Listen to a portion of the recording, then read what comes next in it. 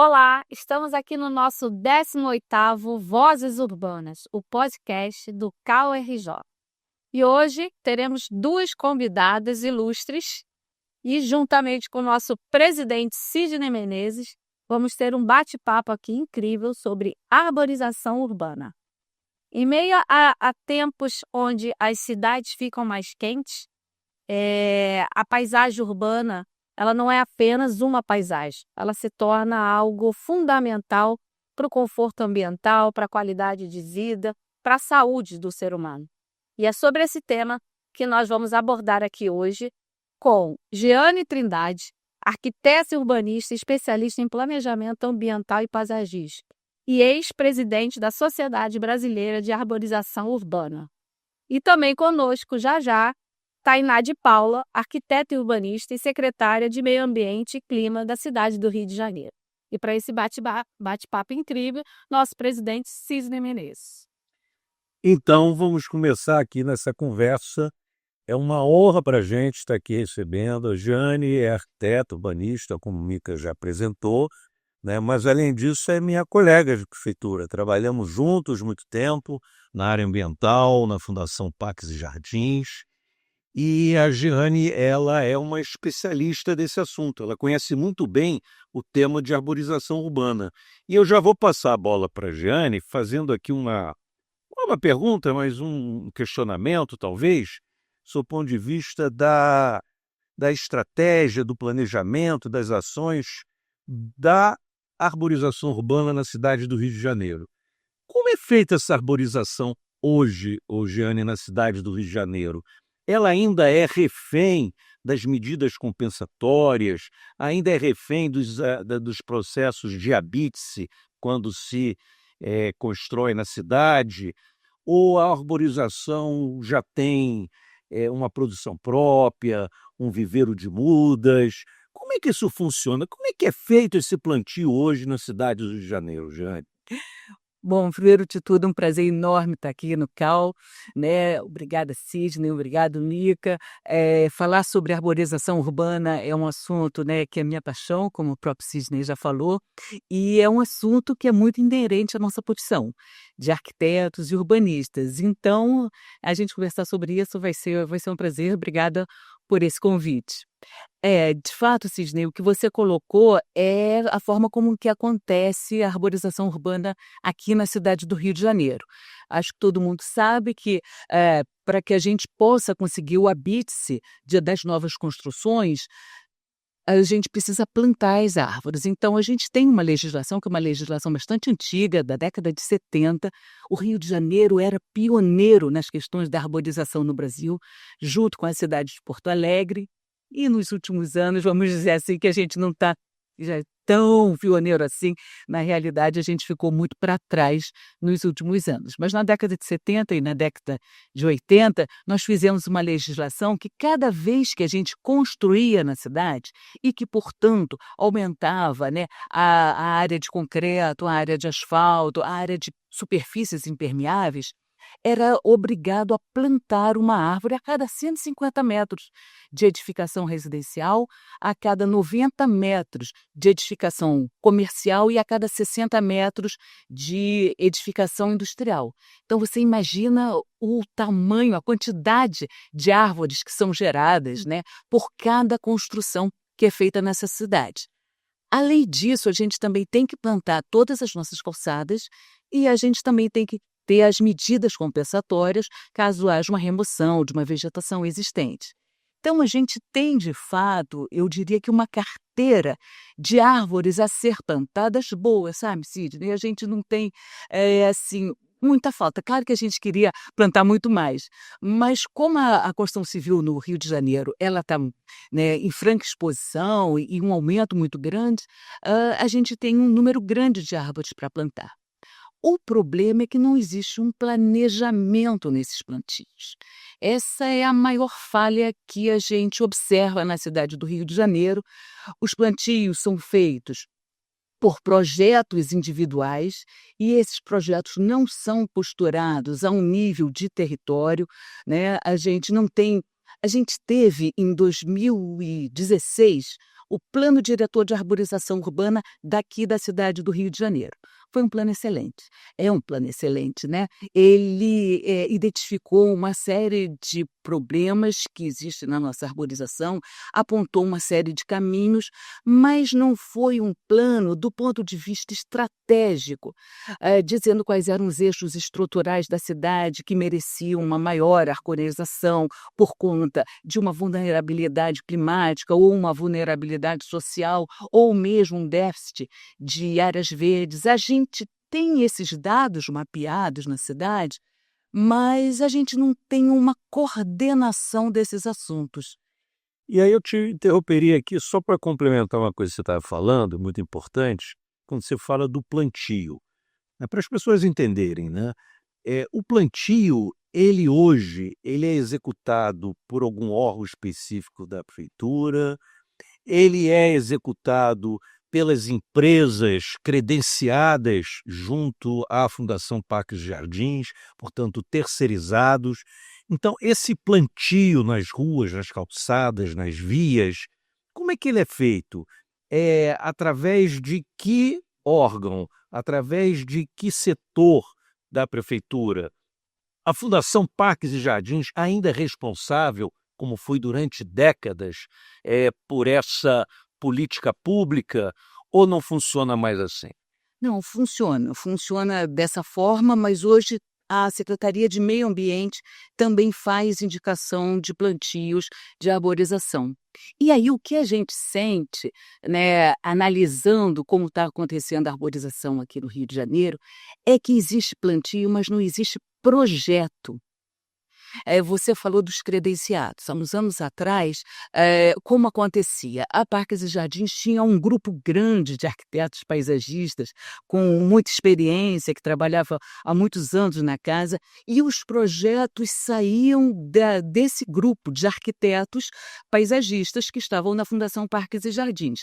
E aí o que nós percebíamos é que naquela ocasião não existia, as pessoas que plantavam não eram tão qualificadas. E quando você fala em projetos, por exemplo, que especificavam a espécie arbórea. Claro, claro, claro. Porque é importante falar isso também. Não é qualquer espécie arbórea que você pode plantar, não é, Jane? Exatamente, exatamente. E aí que vem essa importância como categoria profissional, né? A Resolução 51 diz que a questão dos projetos de paisagem, né, de arquitetura da paisagem, são projetos de exclusividade dos arquitetos, né? Então, quando a Parques e Jardins tinham esses arquitetos, a gente fazia esses projetos da paisagem e aí executava. E aí essa execução foi solicitado, a gente fez uma resolução à época que essa execução tinha que ser feita sempre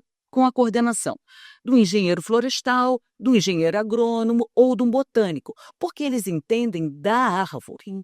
Mas a questão da inserção do elemento arbóreo no espaço, isso é papel do arquiteto, e eu acho que é isso que está talvez faltando na cidade do Rio de Janeiro, esse olhar mais macro, esse olhar holístico que o arquiteto tem. E também, Jeane, um olhar mais integrado com, de repente, outras secretarias. Porque a gente está falando de projeto paisagístico, não somente, né, no mapeamento de onde faltam árvores e de que espécies elas, né, devem ser plantadas dali, mas também da interface com o urbanismo e com a infraestrutura urbana, né? A gente está falando de calçadas, a gente está falando de acessibilidade, como que de redes subterrâneas, né? Como que esse projeto paisagístico, ele de fato está integrado com um projeto de infraestrutura urbana.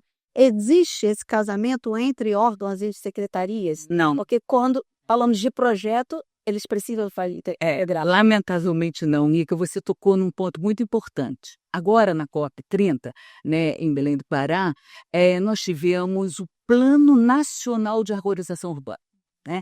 Então, o governo federal implantou esse plano e aí criou uma série de metas para as prefeituras do Brasil inteiro irem cumprir a medida a curto prazo, a médio prazo e a longo prazo.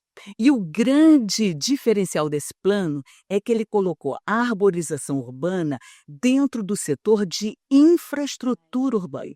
É isso que a gente entende com a mesma, vamos dizer assim, com o mesmo valor da telefonia, da drenagem urbana, da pavimentação, né, da água, do esgoto. Ele é mais um elemento, né, da infraestrutura. Exatamente. E aí que vem esse olhar técnico. Sim. Do profissional para fazer essa junção toda, né? E aí a gente perceber que essa árvore que está plantada, por exemplo, como o Sidney falou ali na calçada, ela faz parte desse grande sistema de espaços livres que a gente tem dessa configuração de paisagem. Então, não é um olhar específico ali só daquela calçada. A gente precisa analisar o todo, fazer as interligações, claro. E tem tido exemplos bem-sucedidos em outras cidades brasileiras? Sim, algumas cidades já estão avançando bastante. A gente tem Goiânia, que tem uma boa arborização, é uma das cidades mais bem arborizadas que a gente tem no Brasil. Mato Grosso, Campo Grande, né? Mato Grosso do Sul, também tem um trabalho bastante interessante. Porto Alegre, durante muitos anos, foi, como eu falei, como o Rio de Janeiro, foi pioneiro na arborização urbana. Então, ainda tem, né, um repertório bastante importante, não só em Porto Alegre, mas nas cidades do Rio Grande do Sul, de uma maneira geral. Agora, esse plantio urbano é uma exigência mínima, nós já falamos das espécies, né? Claro, tem que ter essa definição, mas já me parece que a legislação já assegura isso, um tamanho mínimo das mudas, Sim. né? Porque não é qualquer muda arbórea que é plantada. E às vezes se verifica aqui na cidade do Rio de Janeiro um plantio de mudas prematuras, né, que não estão assim ainda totalmente preparadas para serem plantadas nessas vias, porque a gente tem, além do problema da insolação, né, que é muito sério na cidade do Rio de Janeiro, tem o problema da poluição. Então a gente sabe que tem aquele a linguagem popular, né, de muda que pega e muda que não pega. Como é que isso funciona? Isso é um ponto assim, muito nevrálgico na arborização, porque a gente está lidando com um ser vivo, né? E quando a gente vem com uma árvore bebê, vamos assim dizer, ela precisa muito mais cuidado até ela ficar forte, se estabelecer naquele local. Então é necessário que haja uma manutenção de água, de cuidado para ver se ela está ereta, se ela não... Durante o próprio plantio. Durante o plantio, e eu diria por uns 5 anos, pelo menos por uns 5 anos, até que ela já vire um jovem adulto, né? E aí possa sobreviver. E evidentemente que esse cuidado Não quer existe. dizer, fazem o plantio e fica a Deus dará. Na realidade, a gente tem alguns mecanismos que garantem aí uma manutenção por 1 ano, no máximo 2. Mas hoje uma grande falha que a Prefeitura do Rio de Janeiro tem é a questão da fiscalização. A gente fiscaliza pouco, né? E aí, quando essa muda morre ou quando essa muda é plantada com padrão menor do que a gente sugere, né? A fiscalização não tem condição de verificar todos os problemas, e aí essa árvore vai perecer. E é papel da prefeitura também armazenar essas mudas em algum local? Ou porque por demanda? esse mecanismo do Habite-se, ele também permite a doação de mudas, né? E aí a gente tem um horto que seria um horto de engorda, justamente para que a gente pudesse fazer com que essas nossas mudas ganhassem um porte maior. Porque o ideal para a gente é chegar com mudas de 3 metros de altura, 4 metros de altura. Esse é o ideal para o plantio urbano. Seria o ideal, mas é impossível na cidade do Rio de Janeiro, porque na cidade do Rio de Janeiro a gente não tem nenhum horto, nem privado, nem da prefeitura, que faça essa profissão de mudas de qualidade, né? E aí os hortos que a gente tem com essa produção de mudas, né, desse porte, com qualidade, eles estão na cidade de São Paulo, e aí o deslocamento, a logística, alguns né, alguns empreendimentos a gente até faz, né, traz essas mudas especiais, mas para o nosso dia a dia não. Então, se a gente tivesse o horto da prefeitura, né, que recebessem essas doações, os profissionais ali, os arboricultores, para cuidar dessa árvore até ela chegar pelo menos 2,5 metros, que já é uma altura de fuste, que a gente diz que é o caule antes da primeira bifurcação, a gente já teria uma arborização de mais Quer dizer, qualidade. como não tem esse cuidado, corre-se o risco, então, de muitas doações de mudas chegarem nesse horto, né, nesse horto municipal para engorda, como você falou, e ali mesmo elas não se desenvolverem. Quer dizer, pode acontecer de algumas mudas se perderem, né? E aí a gente até entra um pouco na questão que você falou da doação de mudas por conta do Habite-se, mas a gente entra também na questão das próprias medidas compensatórias. Quer dizer, então o empreendedor cumpre o papel dele quando ele doa. Estou dando o exemplo de doação, né, que tem outras vertentes. Ele cumpre o papel quando ele doa aquelas mudas, né, dentro do que foi solicitado, enfim, do licenciamento dele, ele cumpre o papel e doa as mudas. Essas mudas chegam no horto, muitas devem se perder porque não tem esse cuidado, outras são plantadas e não se sabe o retorno porque não tem o acompanhamento e o planejamento, como você falou, dessas mudas.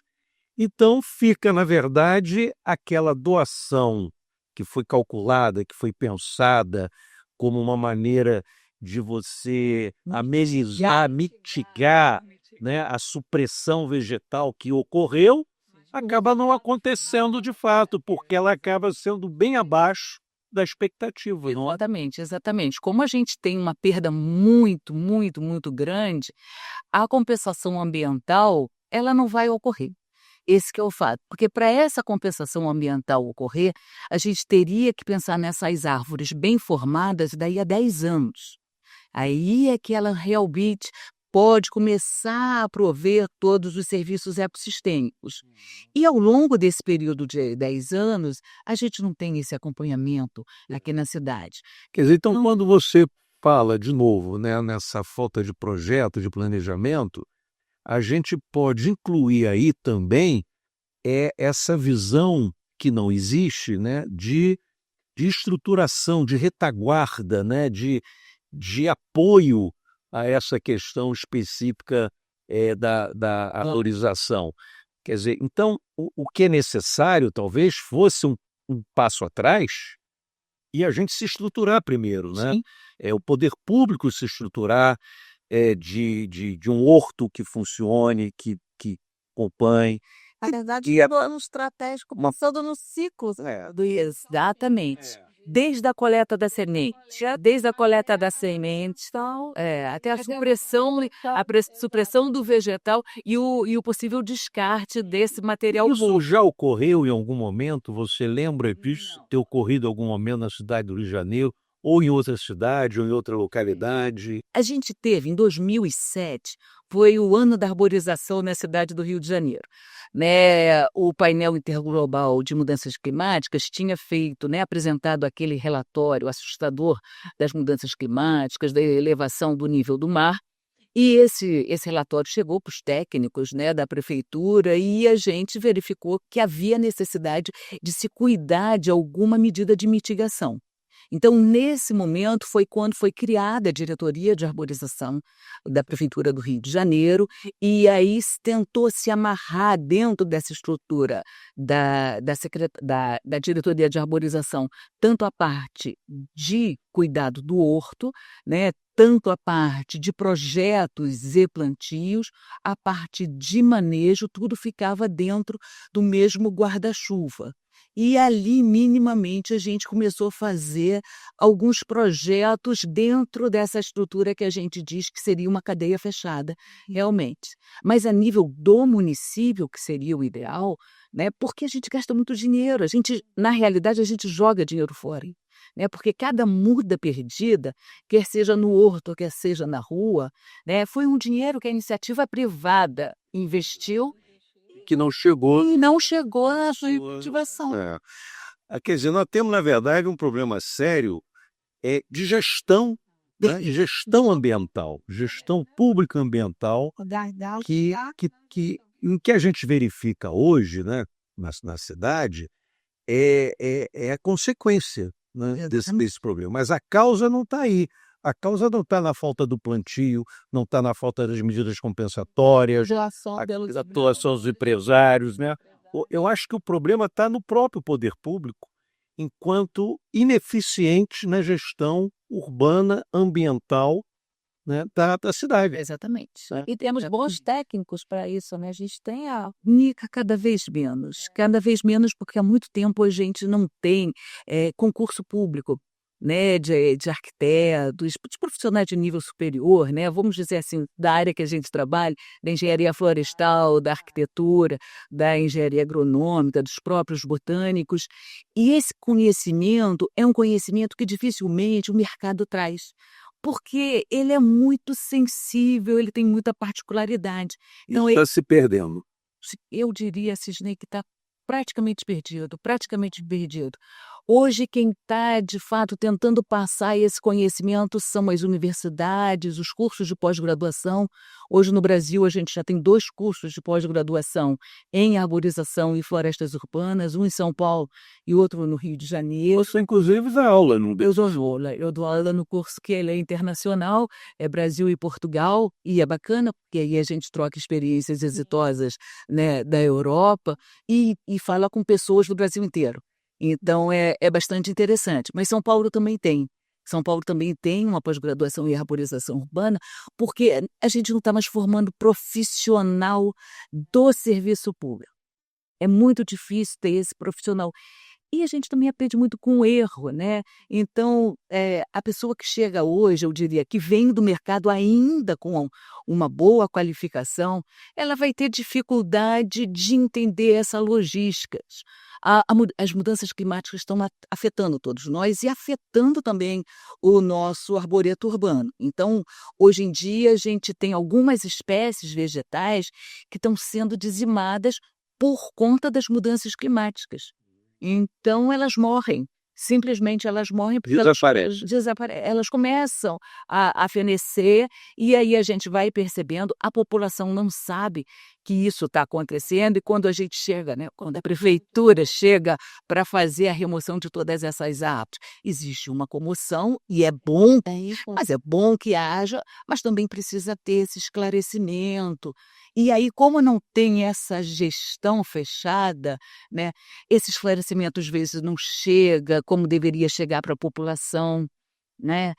Eu sinto muita falta dessa gestão integrada, como você falou, Sidney, porque nessa gestão, além daquilo que a gente está plantando, a gente precisa mapear os nossos fragmentos florestais, as nossas florestas, as nossas árvores existentes. Porque hoje em dia, por exemplo, né, a gente está aqui perto da Rio Branco, e toda essa área aqui essas árvores foram plantadas há mais de 100 anos atrás. E a gente vê que elas estão aí, né? Por quê? Porque a cidade era outro, o nível de poluição era outro, o nível de eventos climáticos que a gente tinha era outro. Então, quando a gente vê assim, plantios feitos há 10 anos atrás, por exemplo, na cidade do Rio de Janeiro, dificilmente ele tem um vigor que tinha essas árvores. E aí a gente precisa mapear essas árvores, sejam elas privadas ou públicas, porque a arborização urbana e os benefícios ecossistêmicos é para a população independente do que é. Então, por exemplo, na questão da supressão das árvores, como é que isso é feito hoje na cidade do Rio de Janeiro? Quem analisa isso é um técnico da engenharia florestal e da engenharia agronômica. Normalmente é um técnico dessas 2 áreas. Da área pública. Da área pública, não, da área privada. Da área privada, né? Eu preciso fazer um empreendimento, preciso cortar X árvores, então as secretarias solicitam um laudo desse profissional, e aí o outro profissional do lado da prefeitura também analisa. Mas esses 2 olhares são olhares da engenharia florestal e da engenharia agronômica. O que eu quero dizer com isso? Que eles olham o elemento arbóreo. Então, ele vai ver se aquele elemento arbóreo está num estado de fitossanidade boa, ele vai verificar se aquele elemento arbóreo aparece apresenta algum problema de risco, ele vai analisar sobre o ponto de vista da cadeia ecológica, se ele é uma espécie exótica, se ele é uma espécie nativa, como é que isso contribui, né, para aquele sistema, mas ele não analisa a paisagem. Ele não analisa a paisagem. Quem analisa a paisagem são os arquitetos, né, que são os arquitetos da paisagem. E a prefeitura, ela não solicita esse laudo de um arquiteto da paisagem, que é um olhar diferente. Teriam que ser complementares. Claro que a gente precisa do engenheiro florestal para entender a árvore como elemento, mas não para entender a árvore como infraestrutura.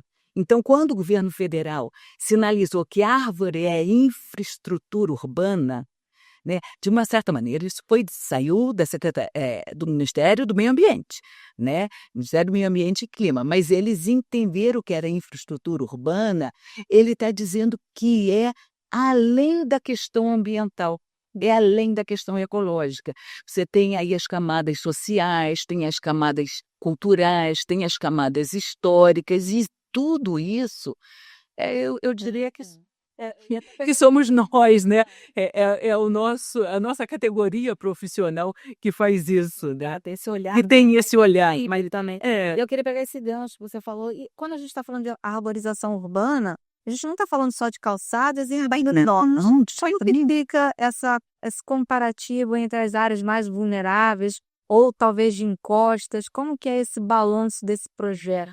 A gente olha mais para que lado é tudo igual. Olha, Nica, na parte das encostas, o Rio de Janeiro tem um projeto excelente, que é o projeto Reflorestamento.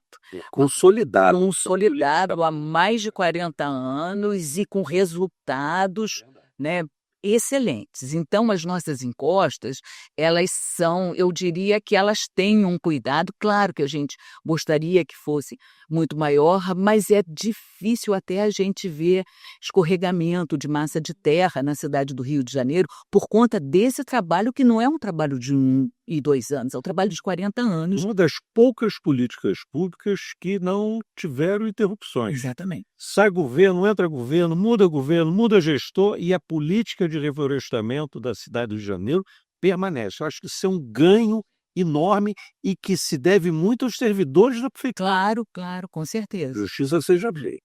Né? E aí, eu acho que esse olhar que, né, hoje a gente tem com reflorestamento deveria ser o mesmo olhar, né, para a arborização urbana, que inclui, como você falou, a nossa arborização viária, que é essa que é mais sensível para as pessoas, né? Mas a arborização das nossas praças, dos nossos parques, das nossas áreas de conservação ambiental, das nossas áreas de proteção, APP, tudo isso está dentro dessa arborização, o que a gente chama aqui no Brasil de arborização urbana, e nos Estados Unidos e na Europa a gente chama de florestas urbanas.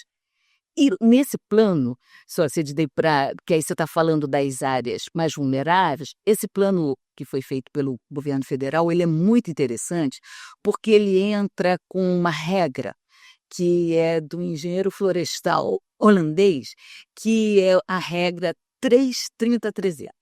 O que ele quer dizer com essa regra? Que todo mundo deveria ter 3 árvores, visualizar 3 árvores da sua casa ou do seu local de trabalho, deveria estar numa área vegetada a 300 metros da sua casa e deveria morar ou habitar, eu acho que habitar ele é mais abrangente, né, num bairro que tivesse 30% de cobertura arbórea.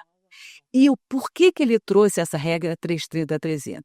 Porque a falta da arborização urbana, ela interfere muito nos problemas de saúde das pessoas.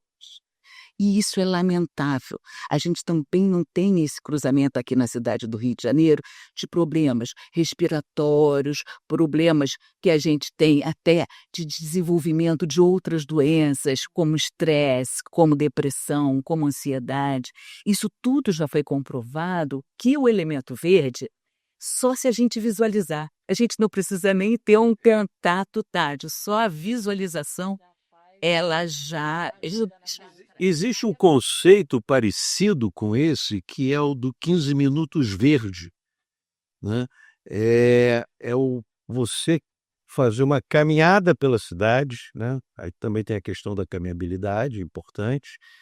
E durante 15 minutos de caminhada, que dá mais ou menos 1,5 km de distância, você atingiu uma área verde. Uma pequena praça que seja, né? Mas alguma, isso que você falou, né? Você tem esse contato que veja uma massa verde, né? A cada 15 minutos. E isso seria, nesse conceito, interligado por corredores verdes, Exatamente. que é o corredor fruto do plantio arbóreo das vias. Isso, que a gente chama de acompanhamento viário. Exatamente. Acompanhamento Então você teria um conceito das vias verdes, quer dizer, como ligação, até ligando a essas pequenas praças, essas pequenas áreas, e com isso você cria toda uma ambiência na cidade, né?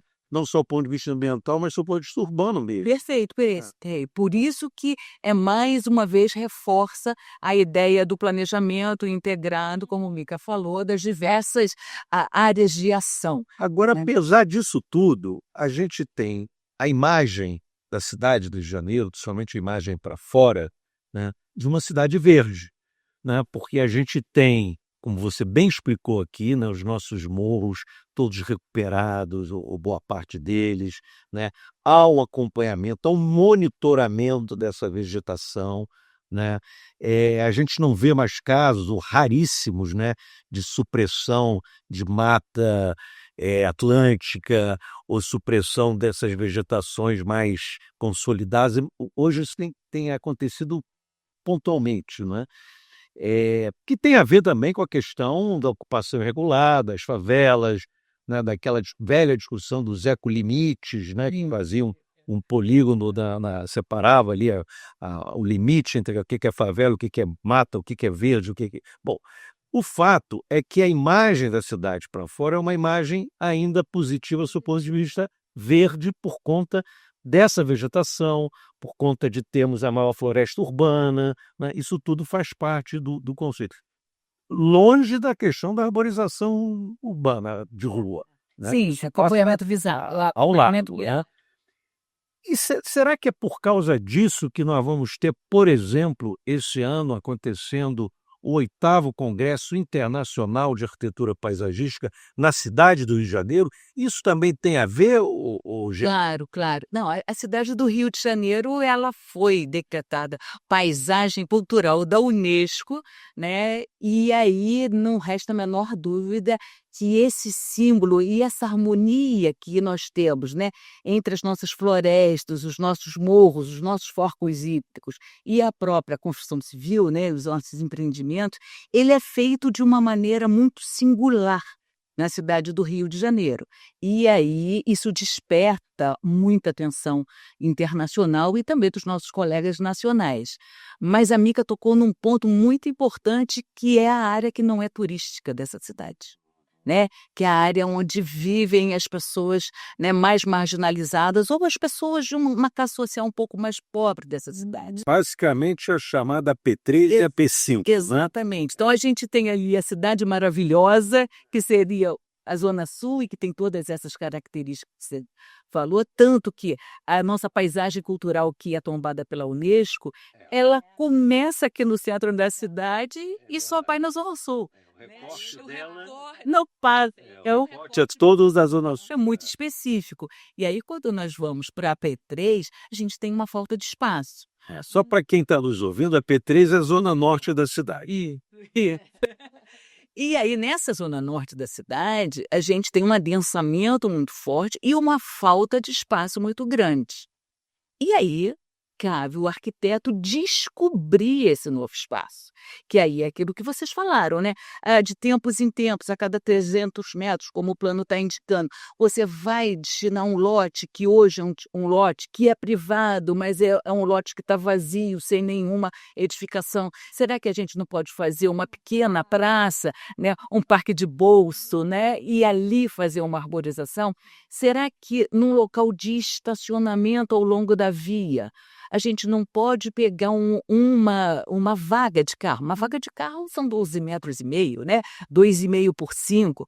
12,5 metros daria para a gente plantar 12 árvores, se a gente fosse imaginar 1 metro quadrado para canteiro de cada árvore. Então, será que a gente também não poderia, já que a calçada é muito estreita, porque também a gente não pode plantar em calçadas estreitas. Aí, de novo, né, nós somos profissionais do espaço. Então, a gente vai entender o que é o tamanho dessa calçada, a gente vai entender a testada desse lote, a gente vai entender se tem afastamento, como é que está acontecendo toda a parte de fiação aérea. Então, a gente faz essa análise daquele espaço para identificar qual tipo de vegetação pode se colocar ali. E, às vezes, não cabe. Não cabe mesmo, as calçadas são estreitas. Mas será que a gente não pode olhar ali para esse leito carroçável, como dizem os paulistas, né? Onde passam os carros, onde passa todo o nosso viário, né? Para transformar uma vaga de estacionamento em 12 Sim. áreas de plantio, né? A gente também tem que pensar um pouco fora da caixa. Mas, de novo, né? É o papel do arquiteto, do É urbanista. isso, menina. Eu acho, inclusive, né? Eu acho que é isso que está faltando muito, sabe? Durante muito tempo, a questão da arborização porque o que acontecia? Até historicamente, a gente tem que colocar. A gente não tinha engenheiros florestais na Prefeitura do Rio de Janeiro. Os engenheiros florestais entraram, se não me falha a memória, há 40 anos atrás. Em 86, que eles entraram para fazer parte da Prefeitura do Rio de Janeiro, como corpo de servidores. Então, existia uma demanda imensa do saber deles que as outras categorias profissionais estavam tentando, né, abarcar, mas que, de fato, não conseguia fazer com a qualidade que eles fazem.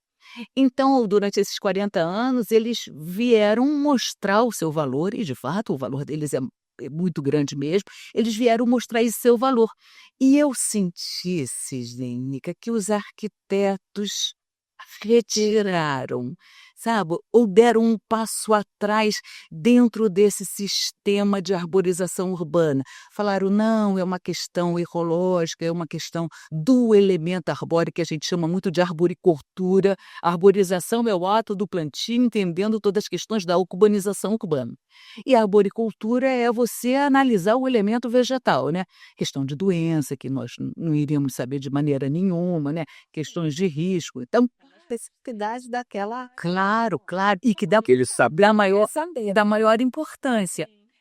E a gente ficou, sabe, como categoria profissional, por que não se exige, da mesma maneira que os credenciados precisam ser engenheiros florestais, agrônomos ou botânicos, por que para a apresentação do projeto não se exige a responsabilidade técnica do arquiteto da paisagem, né?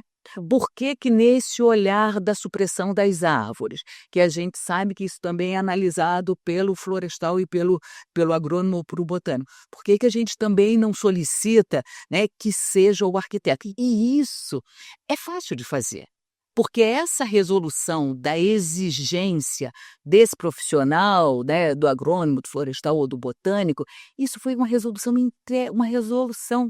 da Parques e Jardins quando a gente estava lá. Então, não é nem a nível de normativo, nem de decreto, e muito menos de lei, que é muito mais difícil de passar. Então, por exemplo, a Secretaria do Meio Ambiente poderia, a partir de amanhã, olha, todos os plantios deverão ter um projeto assinado por um arquiteto da paisagem, que analisa, né? Era uma resolução interna e que, ao meu ver, a cidade iria ganhar muito. E, da mesma maneira, a questão da supressão das árvores. Você está trazendo um ponto aqui muito interessante, que é a questão da atribuição profissional. Perfeito. Né? Você está aqui colocando a necessidade da gente reconhecer, valorizar, incentivar, apoiar e ampliar essa atribuição, essa atividade profissional. E aí eu te perguntaria o seguinte, você acha que o Conselho de Arquitetura e Urbanismo, o CAU do Rio de Janeiro, poderia atuar nisso? Você acha que a gente poderia, de que forma, utilizar, né, institucionalmente o Conselho para a gente fazer valer ou ampliar essa possibilidade de atividade profissional? Eu não tenho dúvida disso. Por isso que eu fiquei tão feliz de estar aqui para a gente conversar sobre isso. Eu acho que, nesse momento, seria uma ação educativa, Sim. naturalmente, né? Não, de maneira nenhuma, uma questão punitiva, não é isso. Mas a cada empreendimento ou a cada plantio, a fazer uma notificação, aí exige um responsável técnico. Se não existir, por que não existe? Vocês sabem que pela Resolução 51 deveria ter um arquiteto da paisagem direcionado para esse espaço de projeto. Eu acho que o CAL poderia, de fato, fazer essa inserção e, junto com isso, fazer esse entendimento. Essa parceria do CAL com o Congresso Internacional de Arquitetura Paisagística é maravilhosa, porque eu acredito que ainda não exista na própria sociedade esse conceito, porque pensa muito, né? Ah, não, árvore não é do arquiteto, né? É. Mas quando ela vem vira infraestrutura urbana, por isso que eu acho que esse plano nacional foi de tamanha importância, né? Porque ele dá esse valor de infraestrutura urbana e dessa questão do planejamento e de integração e de gestão em todas as áreas. E acho que o CAL poderia aproveitar essa oportunidade, né, da realização do Congresso Internacional e apresentar, né, no Congresso, apresentar os colegas, apresentar, enfim, aos arquitetos paisagistas que certamente estarão participando desse evento, uma colaboração e um oferecimento, né, no sentido de fortalecer essa atividade.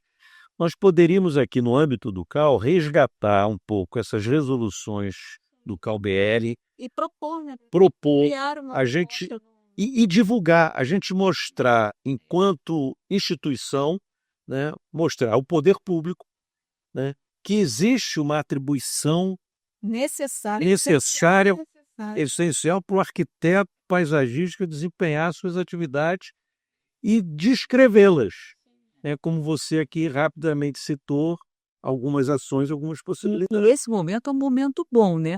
Na medida que a nossa secretária de Meio Ambiente é arquiteta urbanista. E acaba de chegar que me informaram. Chegou na hora certa. Na hora que foi citar. Bom, finalizamos aqui nosso primeiro bloco do Vozes Urbanas do CAU-RJ e com muito assunto, muito debate. E agora temos aqui a nossa segunda convidada que acabou de chegar, a nossa secretária de Meio Ambiente e Clima, arquiteta e urbanista, Tainá de Paula. Muito obrigada, Tainá, por sua disponibilidade sempre de estar aqui trocando ideias com a gente e nesse assunto que é tão importante, tá? Isso para mim. Sem dúvida. Eu também quero agradecer muitíssimo a presença, primeiro da colega, arquiteta, urbanista, né, da gestora pública, da vereadora, quer dizer, a gente tem uma voz política dos arquitetas urbanistas da cidade do Rio de Janeiro e, por fim, secretária, né, de Meio Ambiente e Clima da cidade. E aí eu queria pegar o gancho, aproveitar aqui a Jeane, que nós estávamos aqui discutindo um pouco essa questão da ação do arquiteto enquanto atribuição profissional, né, no campo da paisagem, no campo urbano. E nós temos, inclusive, várias resoluções do CAL-BR que definem essas atribuições. E nós estávamos aqui exatamente debatendo de que forma o Conselho de Arquitetura e Urbanismo poderia contribuir institucionalmente, junto aos órgãos públicos principalmente, levando essa tese, né, e essa proposta de abrir espaço para o exercício pleno da atividade profissional do arquiteto urbanista, né?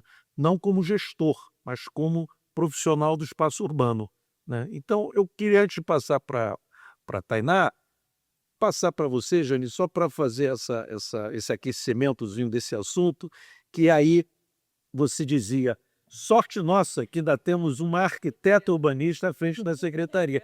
Por que é sorte nossa, Jane? Sorte nossa, porque eu acho que o arquiteto é esse profissional generalista, né? E é esse profissional holístico que entende todas as dinâmicas da cidade.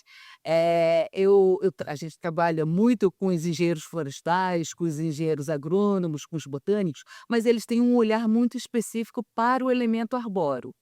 eu tenho sentido muito falta do arquiteto da paisagem dentro dessa discussão de uma questão mais ampla, né, de entender esse sistema de espaços livres que a gente tem da cidade, entender a arborização como esse elemento de infraestrutura verde, trabalhando com as soluções baseadas na natureza, e fazer esse planejamento macro que você comentou aqui em off, né, que o nosso plano diretor ele tinha metas muito ambiciosas e aí por isso não conseguiram ser cumpridas. De arborização urbana, eu acho que está na hora também da gente começar a revisar, sim, né? Já tem 10 anos, história.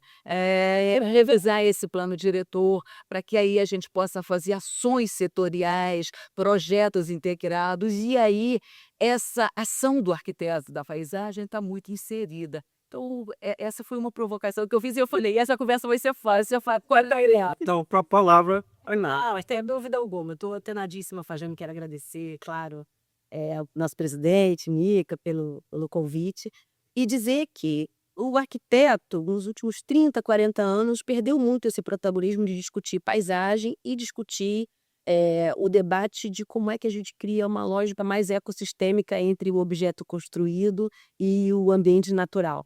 Principalmente falando dos grandes centros urbanos, a gente está falando do Rio de Janeiro, que é uma das principais cidades verdes do mundo.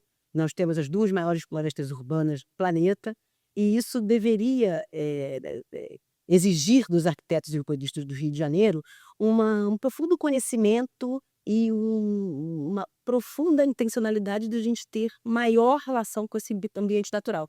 Entendendo que o Rio de Janeiro não é uma floresta, mas é uma cidade que vive imersa no ambiente floresta, né? A gente pensa, tem desde as reflexões da lógica mais subjetiva de pensar isso, a floristania dos nossos companheiros que fazem a discussão do antropoceno e como é que a gente traz a discussão da natureza como cuidado, como espaço também participante de nós, seres humanos, mas também dos arquitetos modernistas presentes, paisagistas históricos que passaram pelo Rio de Janeiro, que Bulemar, Chassel, Sidney Linhares, colocaram marcas sobre a interlocução entre paisagem e ambiente natural de uma forma muito relacionada com a arquitetura, e isso vem se perdendo na escola contemporânea de arquitetura. E você acha que nós tivemos uma oportunidade de resgatar um pouco isso, esse conceito, durante o governo Conde,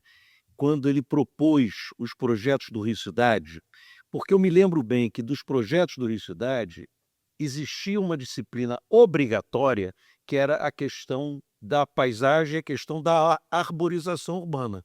Inclusive o Fernando Chassel, nosso querido mestre, participou como consultor, né, em vários projetos que foram elaborados. Leblon do Índio, né, o de Ipanema também, do Cazé, né, e outros. Ele participou ativamente, levando essa visão, esse olhar como um todo, né, intervencionista, entre aspas, no espaço urbano, puxando a questão para a ambiência não só de vegetação e tudo mais, mas a insistência de se trabalhar a arborização urbana.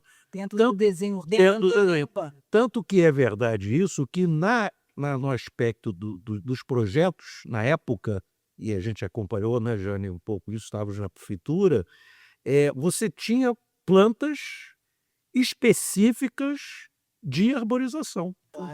Então você tratava aquele tema especificamente e depois Com o posto para pensar exatamente. como sistema. Então isso que você está falando remete um pouco a essa história, me parece, né, A essa dessa tradição tentativa. do arquiteto que foi se perdendo ao longo de, claro, diversos motivos.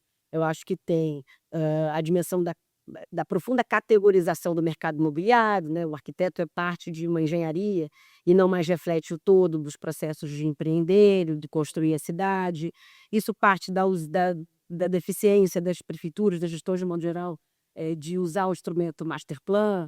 Nós tínhamos os PEUs, nós já tivemos os projetos de reflexão integrada, de como é que a gente pensa as grandes centralidades dos bairros como grandes projetos urbanos. Essa falta de qualidade de pensar a cidade ao longo dos anos foi nos esvaziando nós urbanistas, nós arquitetos, dessa presença de pensar a cidade nas suas múltiplas camadas. Agora a gente tem que correr um pouco atrás do prejuízo e entender também o novo rumo dos tempos.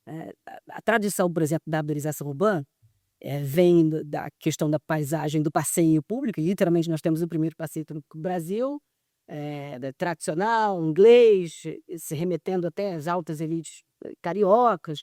E ao longo desse século XX, começo desse século XXI, nós fomos atravessados, por exemplo, por um debate climático que nós não tínhamos, nós, arquitetos urbanistas, não tínhamos. Hoje a prioridade precisa ser arborizar as áreas mais quentes e as ilhas de calor das cidades. Ponto. Hoje a prioridade precisa ser plantar árvores para capturar, literalmente, mais gás carbônico das áreas frágeis e conseguir reter, literalmente, as áreas frágeis suscetíveis a deslizamento. A árvore funciona como um componente de enfrentamento à mudança climática muito potente. E como está atualizando os dados, né, e as informações, como está acontecendo isso, já que uma vez sabemos todos nós de uma dificuldade de infraestrutura e de retaguarda, que a gente tem uma dificuldade de plantio, de produção de mudas, nós temos uma dificuldade de engorda das próprias mudas arbóreas, a gente tem uma dificuldade do próprio plantio, porque ele acaba sendo terceirizado um pouco para as empresas credenciadas. A gente tem uma dificuldade de gestão estrutural, né, dentro da própria secretaria, que, ao meu ver, perde um pouco de força quando abre mão, ou enfim, não é que ela tenha aberto mão, mas ela é consequência de uma decisão governamental de tirar o licenciamento ambiental da secretaria, o enfraquecimento da nossa instituição secular, que é a Fundação Parques e Jardins. Quer dizer, como isso está sendo feito, quais são os instrumentos que você está se utilizando para poder encarar exatamente essa dificuldade, né, que a percepção da carência é enorme, e como você está conseguindo responder a isso, né, de que forma, dentro dessa situação de total desestrutura, né, de órgãos e de departamentos e de pessoas, né, estamos falando aqui De empobrecimento. empobrecimento de técnico, né, técnico. Como é que você está conseguindo lidar com isso e qual é o caminho que você... Primeiro, o caminho do funcionalismo público como um todo, a gente vive um momento de reforma administrativa, existem novas formas de contratação, não quero falar sobre o modelo de gestão pública, o modelo de Estado, porque não é o caso, mas acho que isso impacta também um certo sentido de tranquilidade que a gente precisa ter. Acho que não é só a FPJ, não é só a Secretaria de Meio Ambiente. A gente tem, por exemplo, uma Secretaria Municipal de Saúde com 300 médicos e 4.000 terceirizados, né? E a saúde tem dificuldades, ela é uma rede enorme, tem, claro, seus gargalos de gerenciamento, mas é uma das unidades uma das secretarias mais importantes do Brasil de assistência básica de saúde. Da mesma forma, a Secretaria de Meio Ambiente do Rio de Janeiro. Nós somos o segundo município com maior capacidade orçamentária do Brasil em fazer gestão ambiental. Nós somos, apesar de sermos o segundo orçamento, nós somos a secretaria com maior capacidade de plantio do Brasil. Então, assim, é preciso que a gente também, o rumo carioca tem uma mania de chupar o chicote. O cenário do presta, que absurdo, está acontecendo. Não, a gente tem uma capacidade muito robusta de plantio e de reflorestamento. Inclusive, o reflorestamento é política terceira. Sei, a gente tem, pegar esses 3 anos, né? Gosto de dominar os dados que eu tenho total controle e é onde eu pude contribuir. A gente, nos últimos 3 anos, só de florestamento dessas iniciativas de plantio de arborização, a gente chega a mais de 300.000 mudas plantadas. Isso é uma escala monumental para uma cidade com uma urbanização agressiva, com licenciamento urgente agora, né? Quero falar depois do licenciamento, como isso é flutuante e como isso está abaixo de outros licenciamentos do Brasil, né? Se a gente olha para Minas Gerais, que é de Belo Horizonte, que é uma capital menor, tem uma capacidade de licenciar maior em menos tempo do que o Rio de Janeiro. Demora, às vezes, 2, 3 anos para licenciar um condomínio no Rio de Janeiro. Não estou criticando meu colega de trabalho, secretário Guirante, eu sei das dificuldades que existem, que estão postas, mas assim, Não há uma deficiência em se realizar plantios na cidade do Rio, acho que é algo para a gente vocalizar. No outro sentido, é claro, a gente precisa enfrentar o capitalismo, né? Eu acho que tem uma indústria do plantio, dos outros privados, que fornecem as mudas, e parte dessa engenharia, dessa inteligência de burlar isso, para a gente não ficar refém das empresas que fornecem as mudas, e garantir, inclusive, melhores mudas, né? A gente mudou a resolução interna, por exemplo, para a gente não aceitar mudas abaixo de 1,5 m. Então, isso foi, acho que, uma virada de chave importante nessa qualidade. Quero falar um pouco dessa política de arborização produtora. Mas talvez muito em função da ineficiência dos outros municipais como engorda de muda, não? Exato, os públicos. Isso faz com que a gente crie, na verdade, remodele. Cortou um caminho aí. A gente curta um caminho, eu gasto mais. Hoje, Até um resultado muito... uma muda que há 3 anos atrás eu pagava R$400, hoje eu estou gastando R$1.200, porque eu preciso de uma muda que me deu a pega eu ganho são dedo ainda, não vai chegar. Tá. Eu consegui convencer o prefeito Eduardo. Exatamente, o custo. E a reposição. Sim. O Rio de Janeiro tinha uma reposição que às vezes chegava a 3, 4 mudas. Eu planto uma vez, morre. Aí planto outra, morre. Planto a terceira, vingou. Não. Eu diminuía. Se isso tem um desgaste na população muito grande. Eu preciso orientar. Um segundo caminho é investir em educação ambiental, que a gente tem 3 gargalos gigantescos aqui, né, do plantio do Rio. Primeiro, caiu o Rio Umbrico.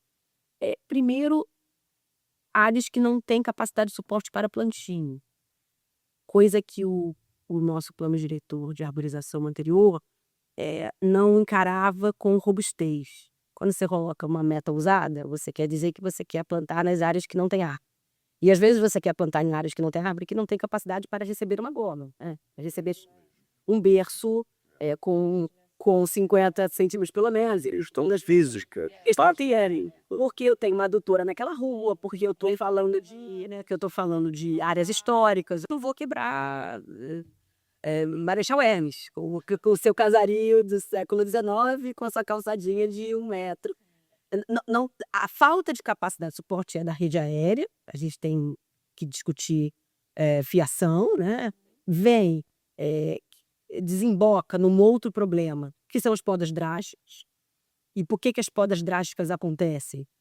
Eu tenho uma Light que prioriza o acesso à energia de todos e todas, tá? E que vai cortar árvore para garantir a iluminação. A população, na grande maioria, apoia essa poda, tá?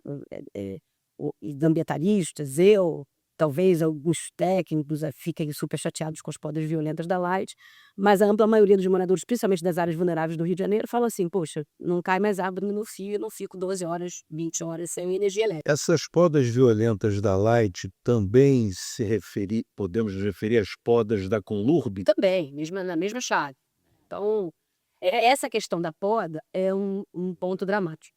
E um último ponto, que é o que justamente carreia um novo ciclo da política de arborização da cidade, e quero falar dessa nossa recategorização, vem a partir da iniciativa de uma educação ambiental, que é o projeto Planta Magia, que é em síntese, uma lógica de participação cidadã, onde a gente coloca no 1746, coisa que até então pode parecer tolo, mas não era disponível, a pessoa pode pedir a poda, mas não podia pedir a planta, né? Então, esta iniciativa, pequenos ajustes na relação que a pessoa tem com a árvore, faz com que a gente esteja mais presente no dia a dia dos bairros, que a gente consiga fazer o porta a porta para que farmácias, restaurantes usem a calçada de uma forma mais respeitosa, exemplo, consciente. Passa pelo plantio. E passa pelo plantio. Não adianta nada não gastar R$1.500 numa e beber dia. Eu dizia, eu quero a minha vista, eu quero vaga para o meu carro. Isso é muito comum no Rio de Janeiro. Então, existem essas 3 sensibilidades que qualquer política de plantio precisa enfrentar. A partir da minha entrada, o prefeito pediu para a gente pensar como é que a gente realinhava essa política de arborização à política climática da cidade. Então, a gente pega o plano de desenvolvimento sustentável da cidade de ação climática e investe muito nos parques urbanos de periferia, porque são grandes áreas, na verdade, de retenção de água na chuva, né? Parque Realengo, Parque Guaíba, nada mais são do que isso. A gente retém grandes volumes de água e garante que essa água não inunde as casas desses arredores, mas também é o enfrentamento na veia as ondas de calor dessas áreas que são mais quentes. Associada a corredores verdes e ecológicos que ligam as unidades de concentração e ligam esses parques urbanos. Então, de cara, a gente passou os 2 últimos anos construindo parque. Eu recebi uma crítica, inclusive, da Folha de São Paulo, que meu coração veio na boca. Nem sei se eu posso falar o nome da Folha de São Paulo. Mas Já falo. já falo. Eduardo Paes, o prefeito Parque. Eu falei, meu Deus, a minha carta de exoneração vai embora.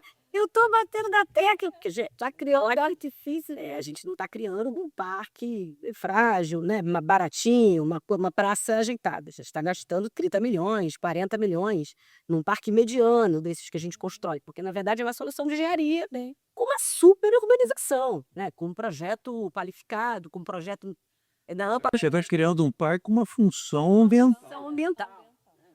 Treino, uma questão social muito forte. Nessas áreas mais vulneráveis, foram esses parques. Você constrói ambiência urbana, qualidade de vida, e você resolve um problema de fragilidade climática muito grande. Associando, claro, criando corredores e conexões que até então eram impossíveis da gente perceber. Tá? Ligar, por exemplo, áreas verdes de Realengo, conectar áreas verdes de Irajá, por exemplo, era algo impensável uns anos atrás. E como é que você começa a pensar, usar o lúdico como imaginário para você potencializar a arborização? Irajá tem uma coisa curiosa que nós plantamos ipês rosas e escumilhas, né? São árvores que sustentam aquela urbanização agressiva ali da região de Irajá. E ruas inteiras rosas. E é real. E que nós fora hoje tem uma relação de alegria, de bem-estar, de bem viver, de orgulho de estar nessas áreas. Essa questão que eu acho que é uma questão importante de aproximar essa árvore para o cotidiano dessa população, assim, porque uma coisa são os grandes parques, mas eles não estão no nosso dia a dia. Não pode vir a porta de casa e dar de cara com o ipê rosa. Exato. Você ficar estupefato com a floração dele. E essas áreas, você mencionou, mais frágeis, normalmente tem essa limitação de espaço. E aí eu até estava conversando com o Mica e com o Sidney que talvez a gente pudesse retirar uma vaga de estacionamento, né? E aí você promove uma urbanização. Essa questão da segurança urbana, né?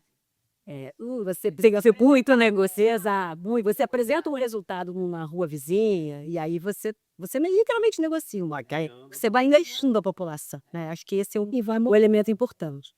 Nós estamos justamente no processo de revisão do plano de arborização da cidade, juntando justamente essa nova metodologia, juntando o legado olímpico do prefeito com a questão dos parques urbanos de retenção, das novas bacias de drenagem e dialogando com esses corredores verdes ecológicos que não é uma ideia nova. Não, estou dizendo não.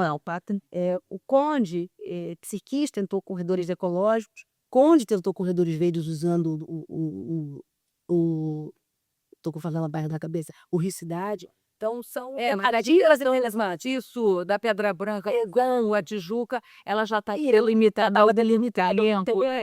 E a ideia é que a gente faça essa discussão nos nossos outros maciços, né? Como é que a gente faz na Serra da Barata, Helena, como é que a gente faz em Sinop, a gente pega a Serra da Posse e faz um anel arbóreo ali no anel viário de Campo Grande. Enfim, os corredores verdes têm uma função também de impulsionar que os outros bairros que estão vivenciando esses novos corredores queiram essa árvore.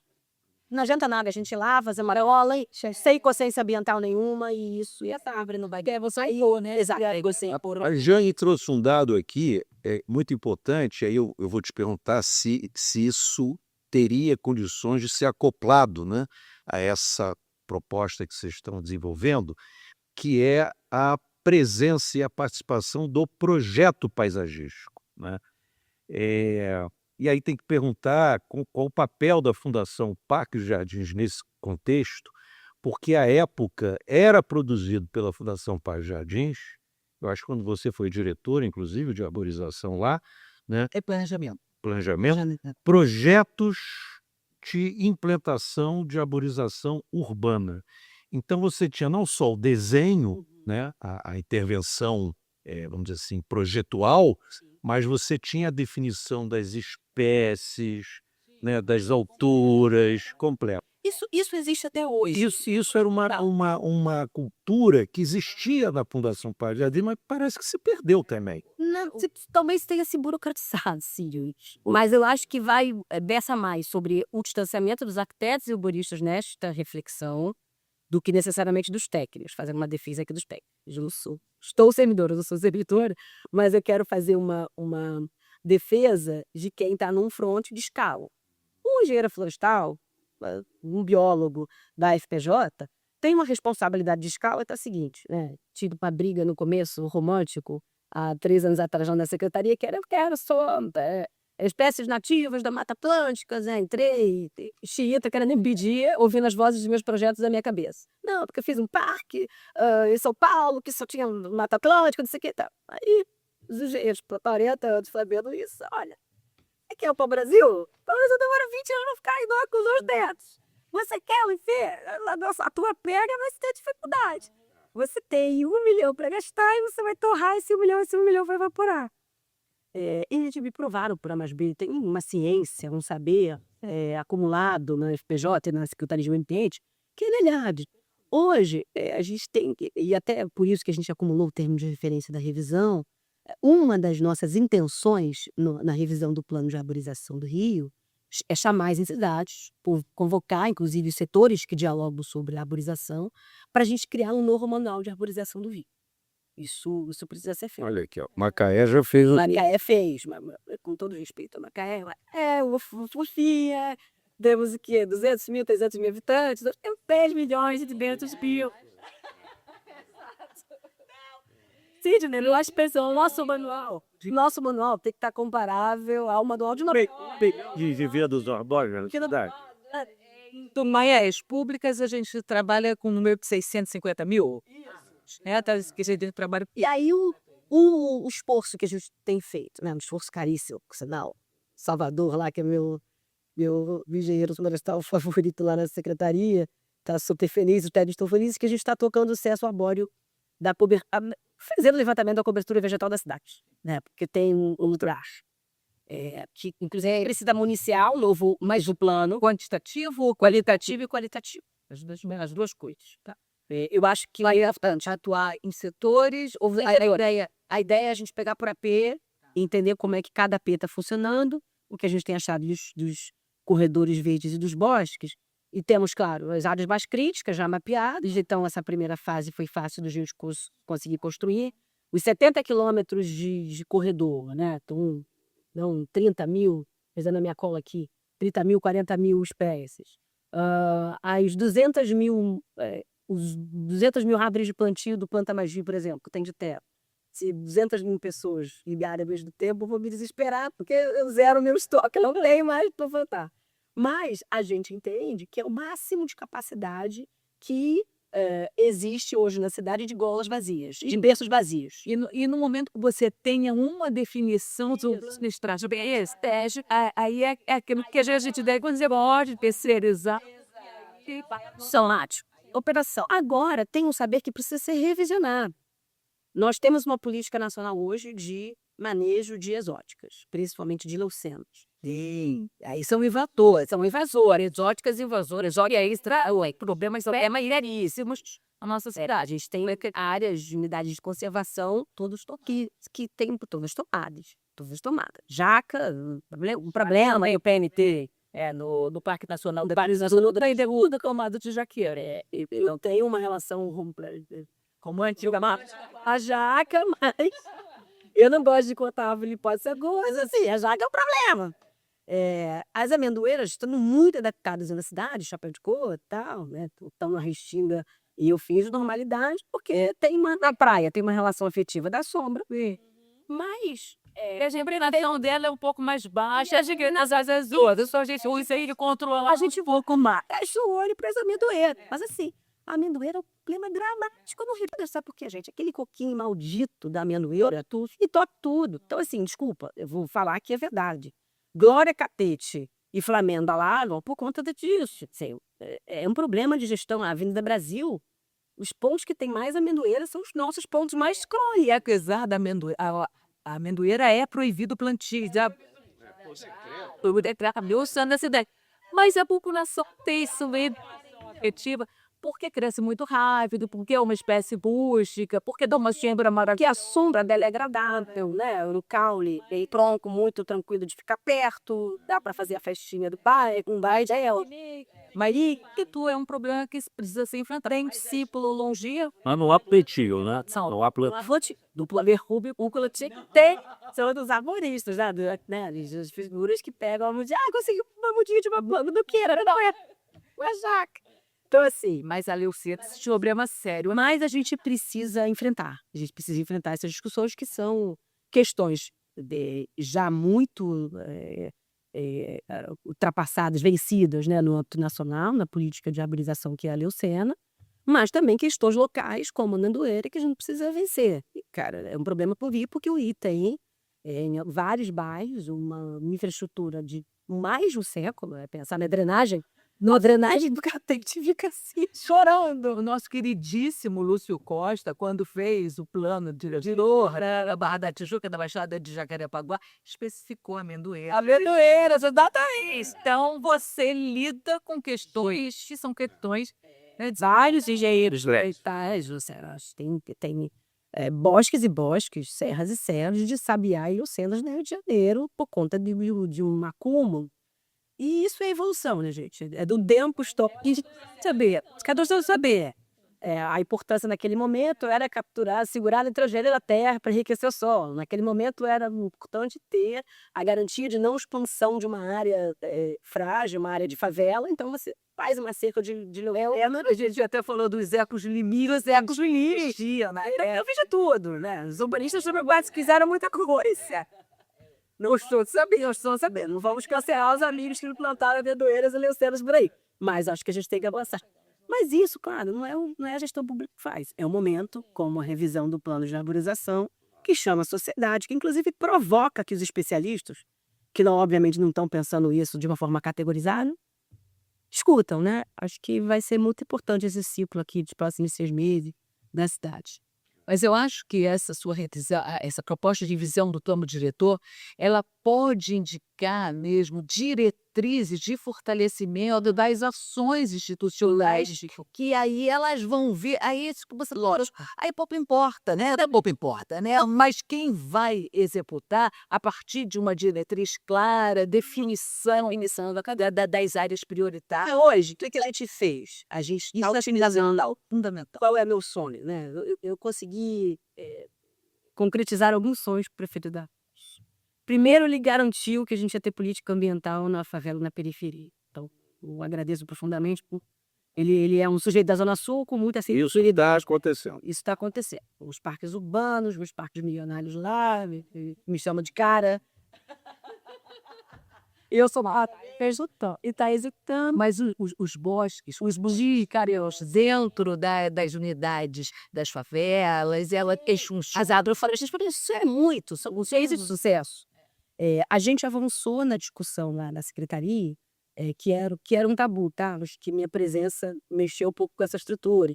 Tinha um pouco de preocupação com a agrofloresta, servindo de anteparo de zona de amortecimento para a favela e com a unidade de conservação, aquela coisa dos preservacionistas, né? Dos conservacionistas e tal.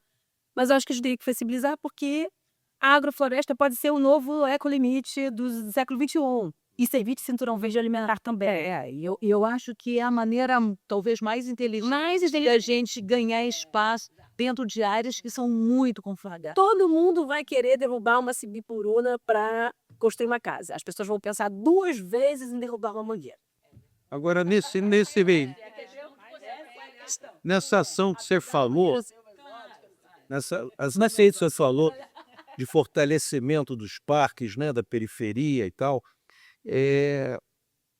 como é que ficam os parques, ditos parques urbanos, Ari Barroso, históricos, a própria Quinta, né? Que há muito tempo precisam e carecem, né, de um trabalho de reestruturação, de revitalização, né? São parques hoje que não têm sequer um plano de manejo, né, um plano de diretor de ocupação. O próprio parque aqui do Penhasco.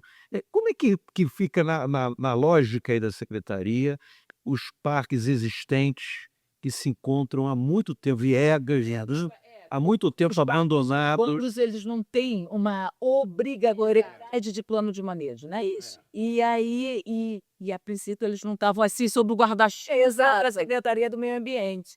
É só quando a Fundação Parque Luz Elas ficam ali numa bola dividida. Fica numa bola dividida. Existe uma transformação do interesse público com os parques. O parque urbano, hoje, ele é muito mais frequentado do que o parque natural. Isso é um gargalo.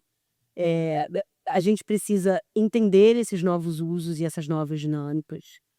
Claro, entendendo a biodiversidade local, entendendo o que fragiliza esse ecossistema ou não, enfim. Música não pode, tem uma série de impossibilidades do parque natural, de capacidade física de eu recepcionar. E isso faz que, claro, o desinteresse gera uma baixa demanda de reivindicação pública e há uma depreciação ao longo dos anos de determinados parques. Mas vou te dizer o seguinte, o Parque Natural, de um modo geral, no Rio de Janeiro, a gente tem hoje cerca de 34, 35 parques com sede, porque tem parques também, tem unidade de conservação sem sede, né? A gente tem investido Em qualquer maioria, Sede. né? Nós temos 70 unidades de conservação no Rio, 71, né? Também. A gente vai aumentando ano a ano, então eu posso pecar aqui pela não exatidão. Mas, pelo menos metade dessas unidades, ou parques naturais, ou repis, ou outros tipos de unidades, tem sede. E aí a gente investe da ida ao usuário naquelas unidades que tem sede, porque a sede dá a capacidade de suporte, de ter banheiro, de ter suporte para fiscalização e tudo mais. Esses parques com sede, eles têm custo altíssimo de manutenção, que não versa apenas não está sob apenas a responsabilidade da Secretaria de Meio Ambiente, que não é uma secretaria rica, né? Se a gente comparar em um orçamento com a Conurb investe, a Secretaria de Conservação investe. Isso é um trabalho, como é o trabalho de gestão de governança urbana. Se eu contínuo, ano a ano, precisa ter uma dotação orçamentária para dar conta disso. Tem uma ideia? A Quinta da Boa Vista, você falou que precisa de manutenção, é uma princesa. Vamos combinar que a Quinta da Boa Vista é um Central Park. Meu Central Park em Carioca custa 15 milhões por ano. Vamos combinar. Sim, mas Faça o convite. Agora, um parque que está uma dó só, o Ari Barroso. O Ari Barroso é uma negligência enorme de uma loucura que foi feita no Crivella de conceder parte do Ari Barroso para a Polícia Militar e para a Secretaria de Saúde do Estado. ocupar Ocupar o parque. E isso é uma briga que vai para além da política ambiental, vai para a política, né? A gente tem uns... Isso você está falando dos parques, me leva aqui a um outro tema aqui, que é a questão da gestão, né? Do modelo de gestão desses parques. Eu me lembro, acho que Jane lembra, que foi proposto uma vez um projeto lindíssimo, do ponto de vista da arquitetura, do Ricardo Vilar, que foi o Café Glaziu, projetado por Campo Santana. E na ocasião não se implantou, não foi possível, porque precisava viabilizar, precisava de recursos, não se tinha recurso público para aquilo, e propôs-se um embrião de uma PPP, né? Uma coisa parecida que hoje seria uma parceria público-privada. E na época não se conseguiu viabilizar, porque é um parque histórico, tombado, etc. Os órgãos de patrimônio de tutela não concordaram, e não aconteceu, e continua aquele abandono do Parque Santana. Mas, Sidney, E tem um outro modelo que deu muito certo, e é aí que eu queria chegar, que é o Parque Catacumba, né? Que muitos dizem, não, privatizaram. Não se privatizou o parque. Ali que se criou um modelo de gestão, acho que ainda foi com o prefeito Eduardo, numa das outras gestões dele, não me lembro. Mas um parque que deu muito certo, né? Então, esse modelo de gestão não me É, parece porque eu algumas opções para interessantes? contribuir em cima do que você está falando, eu acho que é possível sim, é uma, né, é um caminho, mas para que isso seja feito, há necessidade do plano diretor e o plano de manejo. Plano diretor que vai definir, por exemplo, qual é a significância daquele parque, por exemplo, do Campo de Santana. Então, esses elementos de significância não podem ser mexidos e, a partir desse plano diretor, você destrincha vários planos de manejo, de mobiliário urbano, de arborização, de iluminação, de cuidado do gradil, cuidado dos lagos. Você faz planos de manejo porque até facilita a tua gestão, né? E aí você consegue ter uma negociação. O problema é que a ausência legal da exigência do plano de manejo nos parques urbanos deixa com que esses parques fiquem muito à mercê vou dizer assim, dos interesses individuais de quem está gerenciando. Tem que se mexer nisso, né? Eu acredito que sim. E aí, Eu opino dessa e aí é você vereadora, que aí é o que eu de legislação. Falar aqui uma verdade, se tem uma concessão privada há mais de 3, quase 4 décadas do Rio de Janeiro, de uma APP, que se chama Praia Orla do Rio de Janeiro. A Orla Rio é uma concessão, e aí eu preciso informar para todo mundo que tá aqui. Todo quiosqueiro, o sujeito que vende coco para você, os caras da pipoca, o cachorro quente genial, o biscoito Globo, ninguém é servidor público municipal. Eles não param, eles não ganham salário, ele não é sustentável, tem encargo ali. Cara, isso é uma concessão. É óbvio que a partir de determinados critérios, a partir de um plano diretor assinado, né, uma linha de comando do que é que pode ser feito, que virou feito. E aí é visível a minha diferença de governança e de gestão para as áreas que estão sob a concessão e a minha crise, a briga com a milícia que eu tenho em Grumari, Recreio, por exemplo. Falar aqui o bom português, né? Aqui da cidade. Aqui da cidade, né? A diálogo do povo não raro com tráfico. Tem uma loucura, A dinâmica da cidade. a dinâmica da cidade me diz, comparando ali as duas realidades, que a gente organizar a partir de concessão determinadas áreas, que inclusive não são compatíveis, na minha opinião, inclusive com o Estado, não é função do Estado dar conta dos quiosques que estão vendendo água de coco, refrigerante e shopping na praia, gente. A função do Estado é garantir que a restinga esteja funcionando, que a depredação não aconteça, garantir que não haja uma cobrança abusiva nos quiosques, como aconteceu recentemente, o PROCON municipal foi lá e retirou a concessão, a retirada da areia. Então, assim, isso versa sobre a função do poder público do Estado, do poder público municipal, e, obviamente, gerenciar o banheiro do posto 5, não. Sim. Vamos falar aqui. E, na boa, eu não ter que me preocupar com o banheiro do posto 5 e garantir que o banheiro do parque funcione, acho que essa é a minha função.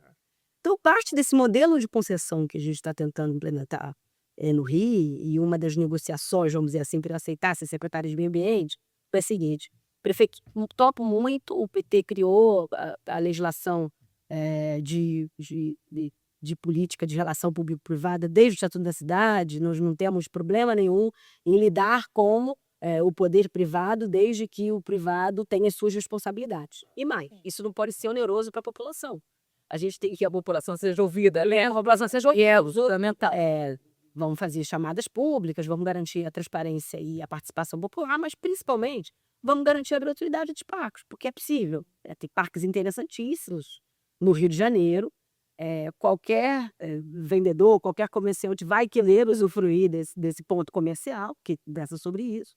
E a gente garante mais recurso para a gente investir nos parques, inclusive, que a gente está criando. A gente está preocupado com os nobres. E eu não deixo de pensar Novas bolhas. Fazenda do Viegas, a gente vai lançar em parceria com o IAB o concurso para a gente realizar a obra até o final do ano, se os arquitetos e urbanistas colaborarem com o projeto sobre a restauração de também, de transformação da Fazenda do Viegas. E a ideia agora é divulgar até. Então, que o premiado consiga ser o projeto executado.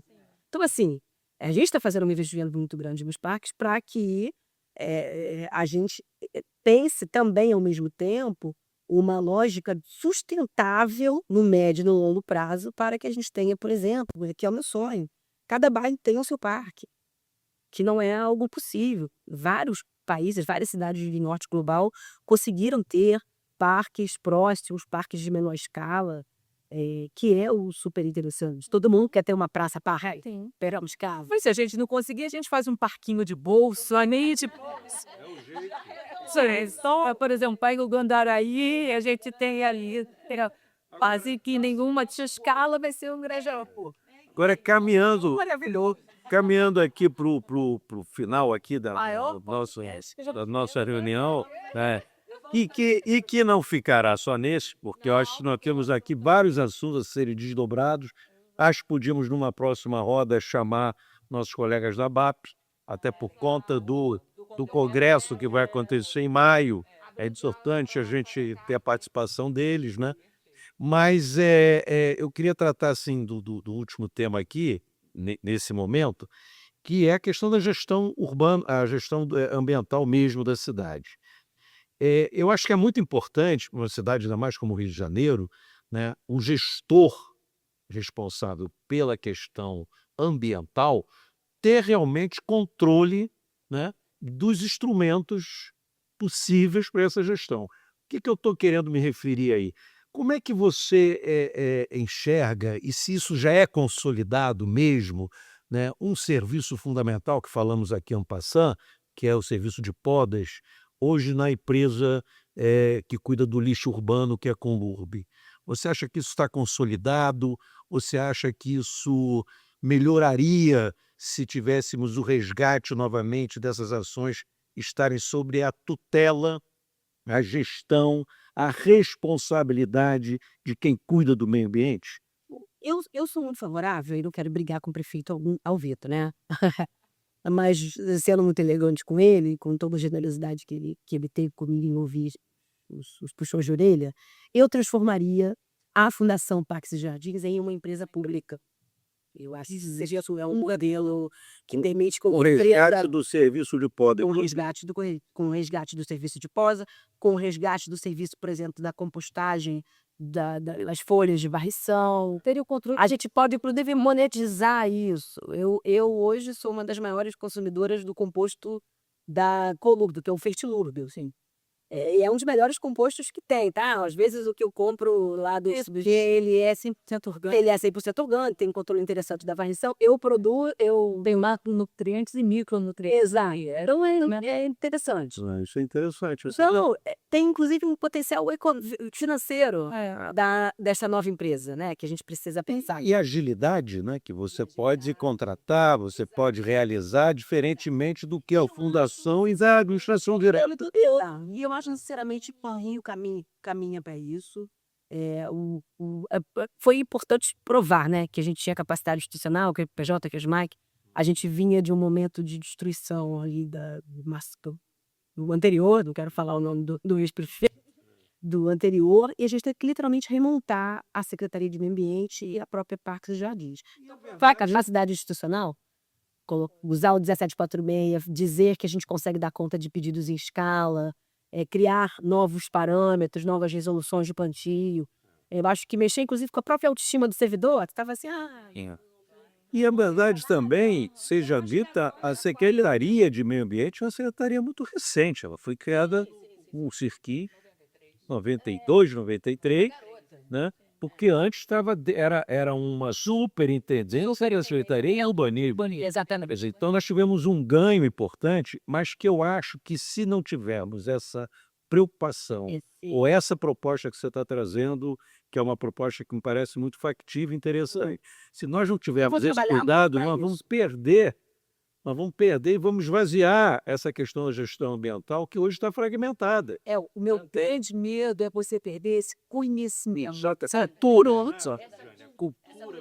Que ela está se esvaecendo. Então, claro, os melhores servidores se aposentam, os bolsos desestimulam, tem engenheiros, super interessante. Então vamos passar, Mística, para você fazer aqui quer fazer algum comentário final, depois a gente joga a Jane e a Tainá e vamos tentar encerrar o nosso Perfeito. Na verdade, nós vamos encerrar este bloco aqui, porque vamos ter outro Vozes, né? Que a gente já criou aqui várias aberturas para vários assuntos, inclusive novos nichos, né? Para arquiteto. Eu acho que a gente tem que trazer entidades aqui de educacionais, né? Falar com as faculdades para justamente isso que a Giane falou. A gente está perdendo esse conhecimento, né? E o arquiteto urbanista hoje não vê e não tem a consciência da tamanho. E o nicho de mercado de trabalho mesmo. Então, vamos abordar mais isso, falar de políticas públicas também e trazer aqui para o Congresso, né, para o próximo Congresso, essa abertura junto ao Conselho, para que a gente possa trabalhar de forma integrada, né, e pensar juntos, né? Maravilha. Jane, deixa eu te agradecer mais uma vez. Bom revê-la, muito tempo que a gente não se encontra. Trabalhamos juntos um bom tempo. A Jane é uma profissional assim exemplar, conhece tudo. Hoje dá aula em curso de pós-graduação. E cada conversa que a gente tem com a Jane, a gente vai aprendendo, a gente vai. Foi aula. É impressionante, né? Então, queria te agradecer muitíssimo, passar para você fazer aí as suas considerações finais. Eu só agradeço mesmo essa oportunidade que o Cal está trazendo aqui para gente, porque eu acho que, de fato, o arquiteto urbanista ele estava muito à margem dessas discussões, né, da arborização urbana, e esse assunto é também nosso.